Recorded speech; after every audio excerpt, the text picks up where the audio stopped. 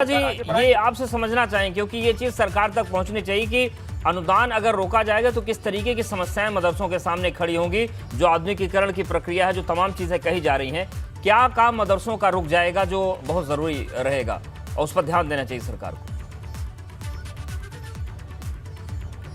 देखिए, सबसे बड़ा जो काम रुक जाएगा, हम लोग बड़े खुश थे और वाकई मानिए कि मदरसा जितने भी उत्तर प्रदेश के अंदर मदरसा बोर्ड के जो लोग थे वो बड़े खुश थे, इसलिए कि कंप्यूटर की बात बहुत बाद में कही गई। कंप्यूटर की बात कि एक हाथ में कुरान और एक हाथ में कंप्यूटर तकनीक की बात, तो हम लोग खुश थे। सबसे बड़ा ये प्रावधान पैदा हो जाएगा कि जो आज मदरसों के अंदर तकनीकी शिक्षा का जो एक चालू किया गया, हर मदरसों के अंदर तकनीक से जोड़ा जा रहा है मदरसों को, उसमें सबसे बड़ी समस्या पैदा हो जाएगी।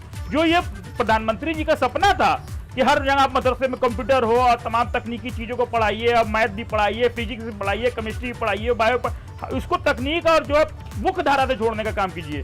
तो जो अनुदान को ये रोकने का काम करेंगे, इससे सबसे बड़ा ये नुकसान होगा कि जो तकनीकी शिक्षा की बात थी उससे हम लोग जो है फिर रुक जाएंगे, वहीं जाएंगे। तीसरी बात ये हम कहना चाहते हैं, आप अनुदान जो भी देते हैं किसी भी, जैसे कि भदौरिया जी करे, संस्थाओं को जिसको जरूरत है उसको देनी चाहिए।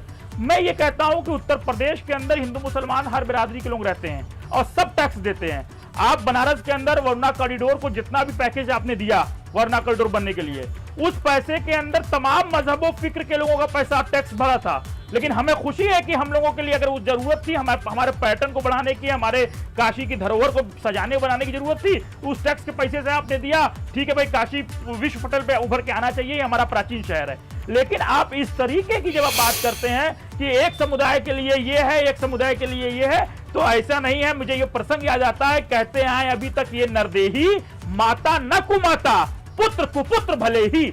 पुत्र का पुत्र हो सकता है लेकिन माता को माता नहीं हो सकती। लेकिन सत्ता में बैठे हुए जो लोग ये काम कर रहे हैं, ये कुमां का काम कर रहे हैं, कुमाता का काम कर रहे हैं। ऐसा नहीं करना चाहिए। ऐसा करने से एक समाज विशेष को तकलीफ के साथ डर भी है।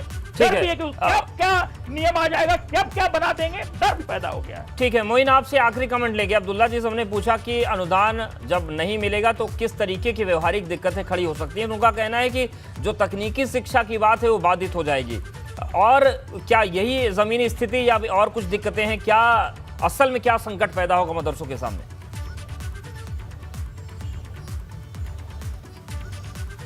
देखिए, अभी अगर बात की जाए तो उत्तर प्रदेश में मदरसों की संख्या पर्याप्त है, ऐसा सरकार का मानना है। क्योंकि उसका ये मानना है कि जो नए मदरसे खुलते हैं वो फिर सिर्फ धन उगाही का काम करते हैं, बच्चों की संख्या फर्जी दिखाई जाती है और अनुदान पाने के लिए ही, और अनुदान पाने की आड़ में कमाई करने का जरिया बन गए हैं। तो सरकार चाहती है कि इसी पर अंकुश लगाया जाए। जितने मदरसे चल रहे हैं वो ठीक से चले, अच्छे से चले। और सरकार की कोशिश यही है, सरकार की तरफ से दावा यही किया जाता है कि हम चाहते हैं कि बच्चे जो मदरसे में पढ़े वो सिर्फ धार्मिक शिक्षा तक सीमित ना हो, वो सामाजिक शिक्षा भी पाएं और रोजगार परक शिक्षा पाएं, ताकि वहां से पढ़ाई करने के बाद उनको रोजगार भी मिल सके। तो कम से कम ये जो एक पहलू है, इसको सीधे तौर पर नजरअंदाज नहीं किया जा सकता है। क्योंकि सरकार ने कतई ये नहीं कहा है कि जो मदरसे पहले से चल रहे हैं हम उनका अनुदान बंद कर देंगे। कहा यह गया है कि जो नए मदरसे खुलेंगे सिर्फ उन्हें अनुदान नहीं दिया जाएगा। तो अगर उन मदरसों में बच्चों की संख्या पूरी हो जाती है, उसके बाद लोग सवाल उठाते हैं, तब ये सवाल शायद जायज होगा। लेकिन अभी से उसकी नीयत पर सवाल खड़े करना ये कहीं ना कहीं आखिरी रिएक्शन 10 सेकंड में अब्दुल्ला जी कुछ कहना चाह रहे हैं। अब्दुल्ला जी,